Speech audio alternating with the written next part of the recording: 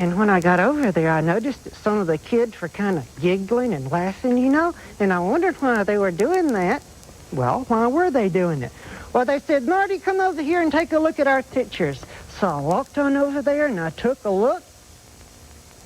And do you know what it was? What was it, Marty? Well, it was in Arizona, I'll tell you that right now.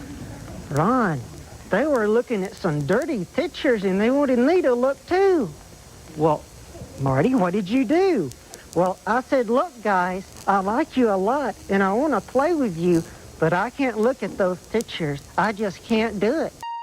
¿Sabías que los cristianos consideraban a las marionetas utilizadas por los ventrílocuos como herramientas del diablo y hasta llegaron a perseguirlas y quemarlas? De eso vamos a hablar en este informe.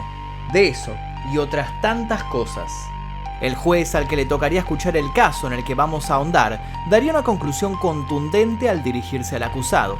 Diría algo así: pervertido no es una palabra lo suficientemente fuerte para describir en qué ha estado involucrado. Depravado tampoco es lo suficientemente fuerte.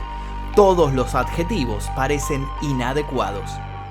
El caso que vamos a conocer tiene aristas realmente escalofriantes y un personaje principal doblemente siniestro por su característica de ídolo infantil en la década del 80.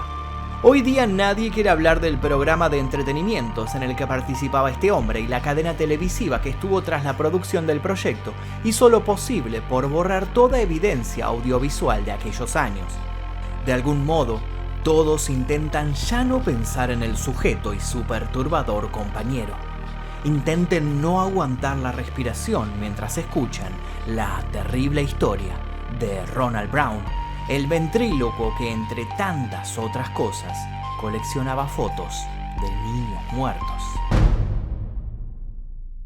Y antes de comenzar, me gustaría preguntarles si conocen algún ventrílocuo, si tuvieron la oportunidad de presenciar algún show de un ventrílocuo y qué opinan de estos artistas, si les dan miedo las marionetas o no y cuál es la marioneta que más los asusta. Quiero leer todos sus comentarios aquí debajo y también los invito a dejar sugerencias para posibles futuros casos. Ahora sí, comencemos.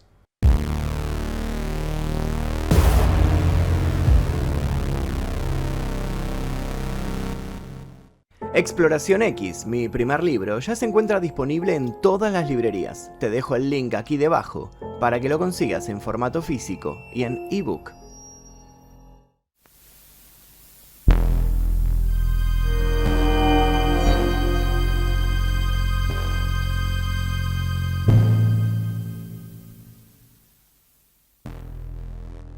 A principios de 2010 hubo por parte de las fuerzas de seguridad de los Estados Unidos un fuerte operativo cuyo fin era el de llegar al bajo fondo del mundo de la distribución de material explícito infantil. Luego de un arduo proceso investigativo, un hombre en el área de Boston llamado Geoffrey Porkway, también conocido como Fat Long Pig en línea, se declaró culpable por la posesión de esta clase de material. La policía encontró miles de imágenes de alto contenido erótico y sexual con niños como protagonistas en la computadora del detenido. El hombre compartía dichas fotos y videos con varios contactos virtuales, por lo que la detención de Porkway significó para los investigadores la posibilidad de acceder a otros posibles involucrados. Uno de los sujetos que se encontraban en la agenda de Porkway era Michael Arnett. Según documentos judiciales, los agentes especiales ejecutaron una orden de allanamiento en la residencia de Arnett en Kansas y confiscaron computadoras el 15 de mayo de 2012. Un examen forense de las computadoras reveló que el criminal, a su vez, tenía su propia comunidad de pervertidos con las que compartía sus más oscuras fantasías. En aquellos foros mantenían discusiones extremadamente gráficas en las que hablaban de abusar e incluso devorar niños. Sin ir más lejos, no dudaba en dar tips para aquellos que se quisieran adentrar en el arte de cocinar humanos. Una de las personas con las que Arnett discutía estos actos con mayor asiduidad era un tal Brown. Brown siempre se mostraba muy curioso y se percibía su goce frente a lo que Arnett le detallaba. Los agentes no perdieron ni un segundo y ejecutaron una tercera orden de allanamiento, esta vez dirigida hacia la residencia de Brown en Largo, el 19 de julio de 2012. Durante dicho allanamiento incautaron varios medios electrónicos, incluida una computadora, varios CDs y DVDs, microdiscos, cámaras y una memoria USB. Una revisión forense de estos medios electrónicos dejó a todos anonadados. Lo que allí había era peor de lo que esperaban. A la vez que esos resultados eran enviados a los altos mandos, otro departamento investigativo se comunicaba para dar información detallada sobre la vida personal de Brown. Cuando descubrieron que el hombre había sido poco menos que una celebridad hacía unas décadas, todos se sorprendieron más y más. Pero no nos adelantemos. Si queremos hablar de Brown, es necesario que hablemos de su profesión, aquella que le permitía siempre estar rodeado de menores.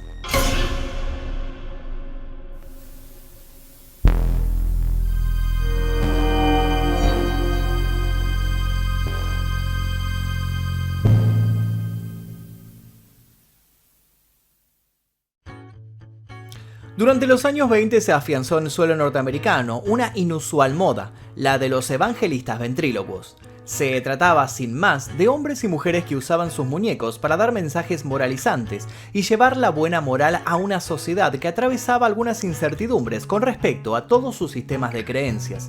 Recordemos que eran años de posguerra con grandes crisis económicas. Pronto estaba a comenzar la Gran Depresión y pronto los grandes empresarios terminarían arrojándose desde lo más alto de los más lujosos edificios.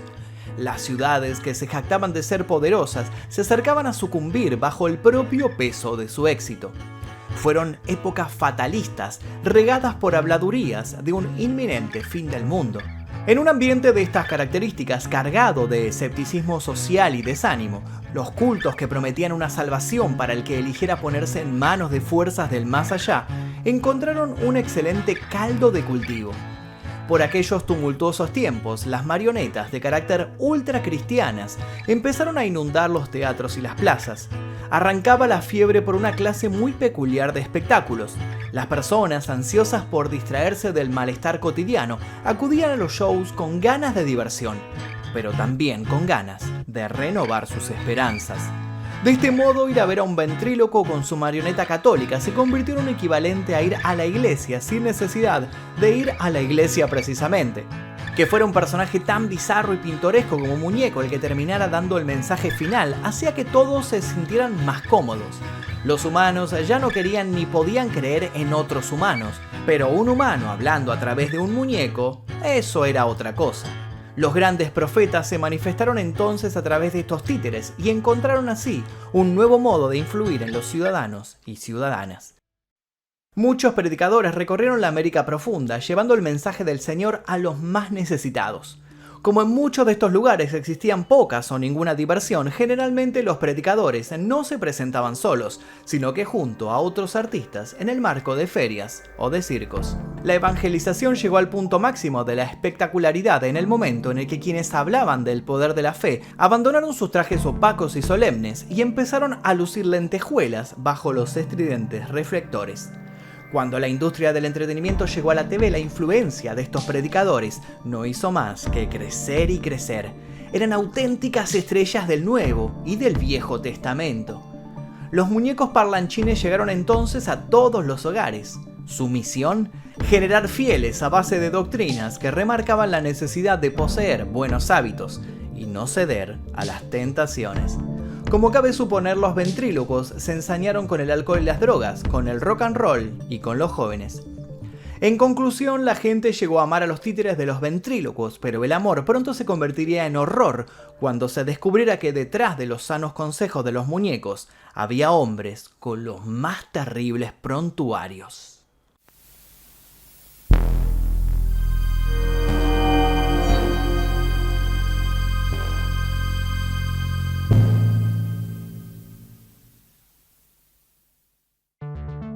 Brown, de casi 70 años hoy en día, era célebre por ser el dueño de Puppets Plus, una empresa de muñecos.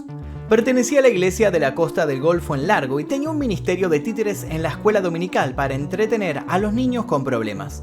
Mientras sus padres escuchaban el sermón, Brown les ofrecía a los pequeños simpáticos shows cargados de moralejas. A su vez, se presentaba en fiestas de cumpleaños y muchos no dudaban en contratarlo para animar reuniones familiares en los centros culturales de los barrios. Su labor comunitaria era destacable y, como si lo mencionado fuera poco, todos los miércoles invitaba a niños y niñas a su remolque para disfrutar de lo que él llamaba fiesta de pizza. Luego, los subía a su furgoneta y con el estómago lleno los llevaba hacia la iglesia para que no se perdieran la misa de turno. Aparte de querido, era admirado.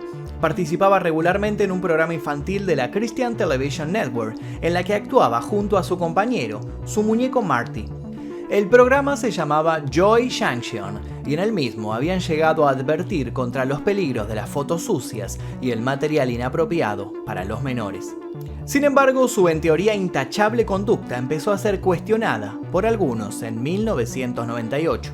En ese año se le abriría una causa después de que la policía encontrara varios pares de ropa interior de niños en el asiento delantero de su coche. Ronald había estallado en carcajadas y había explicado a los consternados oficiales que las prendas las había comprado para su títere. Luego de algunas idas y venidas, la coartada había sido dada por válida y lo habían dejado ir. El hombre siguió ofreciendo sonrisas y educación moral con sus proyectos orientados a los infantes, sin ningún contratiempo. Hasta 2010. En esa ocasión, los investigadores fueron enviados a la casa de Brown, luego de que algunos vecinos empezaran a sospechar de su conducta. ¿A qué se debió la alarma? A que los jóvenes que Brown subía a sus vehículos eran cada vez más y más.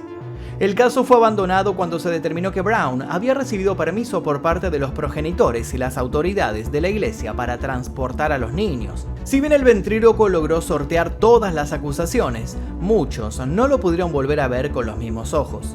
De pronto, el velo se había corrido y a pesar de no tener pruebas concretas, el grupo de personas que sentía escalofríos al estar frente al sujeto empezó a multiplicarse. Una aura oscura empezó a cernirse sobre él. Y entonces llegaría el año 2012, y es así como nuestra historia vuelve al principio.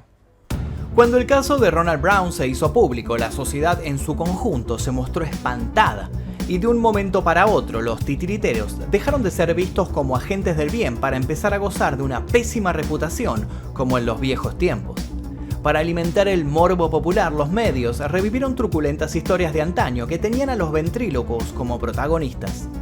Pero antes de conocer qué fue lo que encontraron en la casa de Ronald Brown, vamos a conocer la más tétrica de todas estas historias de ventrílocos, la historia de Charlie McCarthy.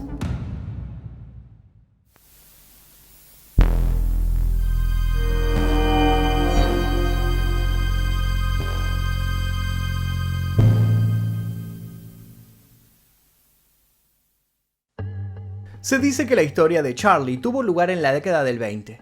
Charlie McCarthy era un hombre que había logrado el éxito al llevar sus espectáculos por todo Estados Unidos, pero no había alcanzado la cima solo. Lo había hecho gracias a la ayuda de Edgar Bergen, su preciado muñeco. Edgar era un muñeco que representaba a un niño de 8 a 10 años de contextura regordeta. Lo más sorprendente era su tamaño. A comparación con el de otros muñecos de aquella época, Edgar los sobrepasaba. Además, sus ojos eran de madera y expresaba tristeza o incluso maldad a simple vista.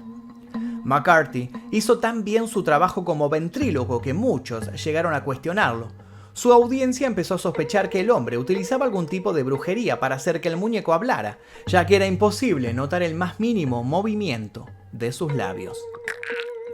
Las especulaciones y rumores asustaron a muchos padres que prohibieron a sus hijos ir a presenciar el show. Las sospechas se incrementaron cuando se conoció que el artista no permitía que nadie se acercara a Edgar. Solo él podía sacarlo, tocarlo y guardarlo en su caja. Su espeluznante y exitosa carrera llegó a su fin de modo imprevisto en una gira por Nueva York. Una noche la policía encontró a McCarthy tendido en el piso sin vida con el cuello destrozado y heridas punzopenetrantes en todo el cuerpo. Lo peor, su atacante le había sacado los ojos. Los agentes buscaron el muñeco de inmediato.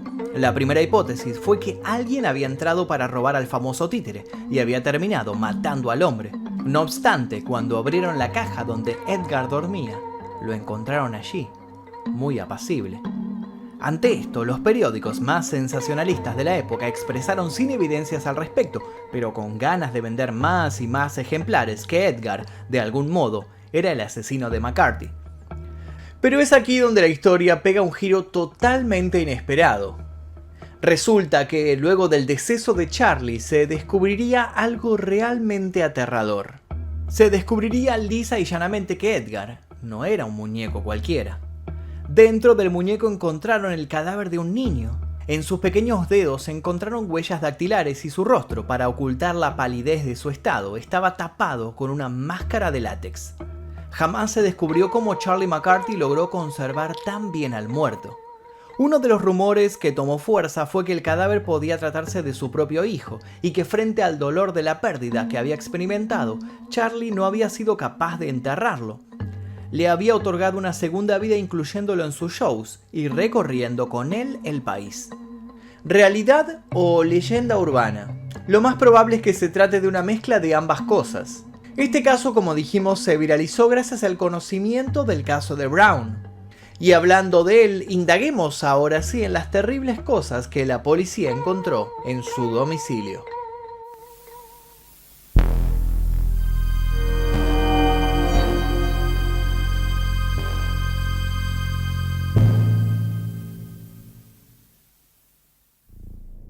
Los investigadores pudieron demostrar, luego de analizar todo lo secuestrado, que tanto Brown como su cómplice, Michael Arnett, planeaban secuestrar a un niño miembro de la iglesia, al que habían conocido por su participación en el programa del ventríloco. Habían pensado cómo acabarían con su vida e incluso en cómo comerían su cuerpo. Se encontró además que el hombre tenía más de 200 fotografías de niños en su ordenador y más en un CD escondido en su cajón de calcetines. Algunas de las imágenes mostraban a niños atados y amordazados. Por otro lado, la policía halló fotografías de niños cocinados, una jaula de metal con un orificio circular por donde introducir alimento y un ataúd de tamaño infantil, hecho de madera contrachapada. En pasajes de una conversación en línea entre Arnett y Brown en 2011, los dos parecen hablar de su intención de cocinar a un niño para Pascuas. Se jactaban además de haber tomado fotografías de un pequeño de 2 años que había sido puesto en una bandeja dentro de un horno. Un medio local informó que si bien Brown confirmó a los investigadores que quería comer a un niño y había discutido sus fantasías con otras personas, nunca había tenido la intención real de dañar a nadie. Brown fue fichado en la cárcel del condado de Pinellas y acusado de conspirar para secuestrar a un niño y por posesión de material infantil inadecuado. Las autoridades dejaron claras sus intenciones de usar lo que había sucedido con Brown para ejemplificar al mundo entero que los abusadores podían esconderse bajo cualquier fachada. Dejaron en claro a su vez que iban a aplicar sobre él todo el rigor de la ley para dar una condena leccionadora. En el juicio, sin embargo, las polémicas continuaron, sobre todo cuando se encontró nueva evidencia.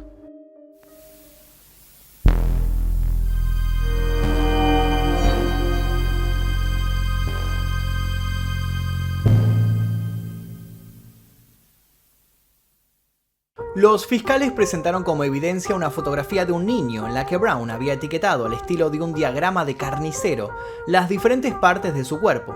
Bajo cada una de ellas había anotado cómo se la podía cocinar. Los abogados de Brown pidieron indulgencia en la sentencia, señalando que Brown no tenía antecedentes penales y había pasado décadas de su vida adulta trabajando con niños sin actuar de acuerdo con los espantosos impulsos que profesaba. Vive en un mundo de fantasía, dijo al juez el abogado de Brown.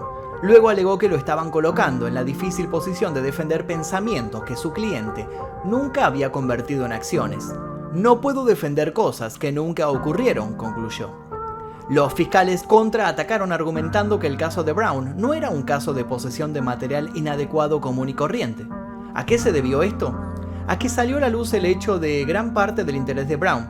A que salió a la luz el hecho de que gran parte del interés de Brown estaba puesto en fotos donde se veían niños muertos. Sí, en muchos chats dejaba constancia de sus deseos por ver y comprar imágenes de infantes fallecidos. La fiscal federal adjunta alegó que Brown incluso se había puesto en contacto con una funeraria local en busca de trabajo para poder estar cerca de los cadáveres. Las cosas se empeoraron para él cuando sus diarios fueron presentados en la corte.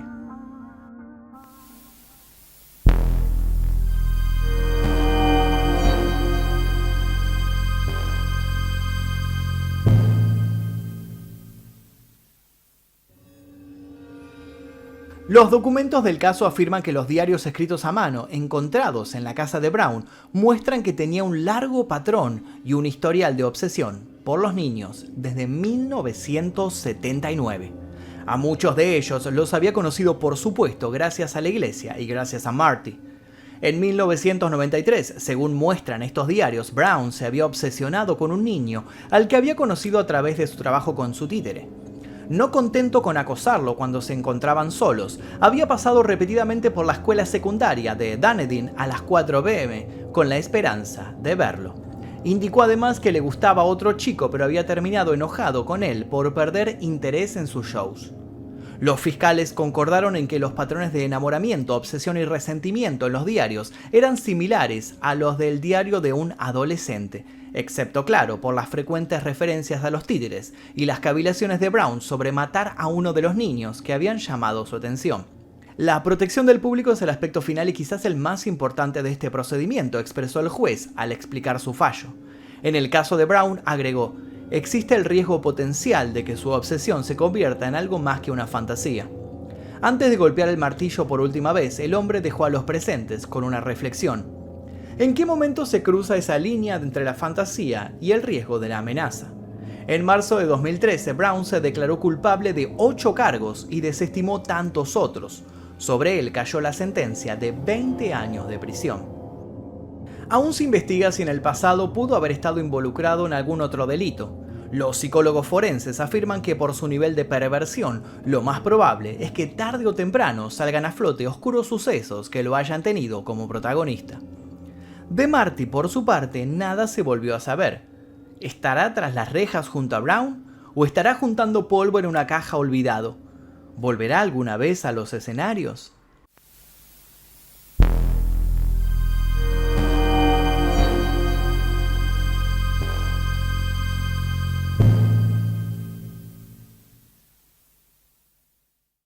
La sentencia de Brown formó parte de la operación Holidna, una investigación que se originó en Boston. La investigación que hizo que Brown cayera desbarató en paralelo a toda una red de abusadores que producía y vendía material explícito infantil en 15 países. Hasta la fecha, más de 160 niños han sido rescatados y más de 50 perpetradores arrestados en todo el mundo como resultado de la mencionada operación.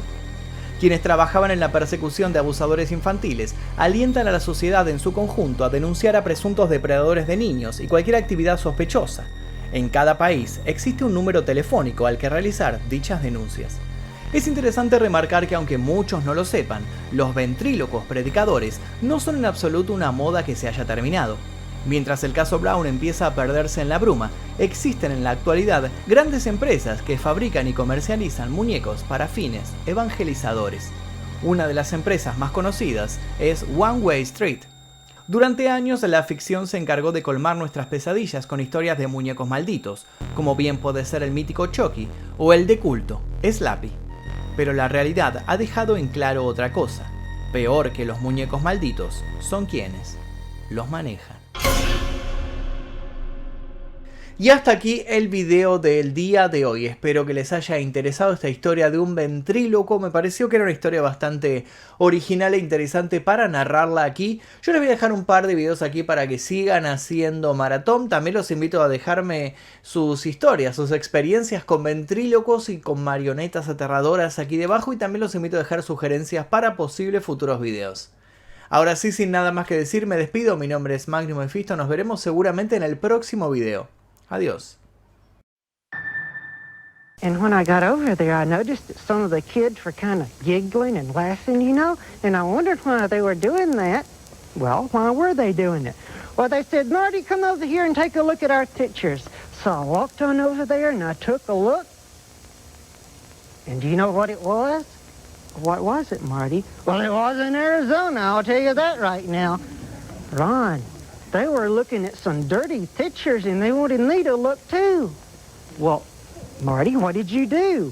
Well, I said, look, guys, I like you a lot, and I want to play with you, but I can't look at those pictures. I just can't do it. Well, what did they say, Marty?